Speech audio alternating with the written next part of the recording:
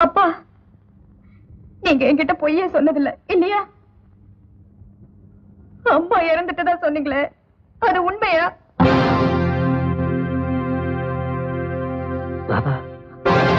கழுத்துல மாலையோட உங்க பக்கத்துல நிக்கிறாங்களே, இவங்க யாரு?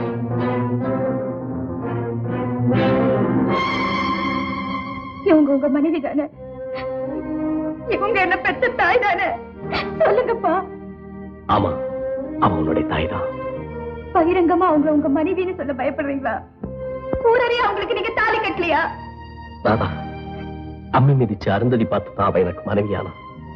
ஆனா நீ பிறந்த ஒரு வருஷத்துல சில கசப்பான சம்பவங்கள். தாதா, நான் அதிகமா சொல்ல விரும்பல. உனக்கு தாயாவும் எனக்கு மனைவியாவும் வாழ அவளுக்கு யோகியதை இல்லைன்னு நான் முடிவு பண்ணிட்டேன்.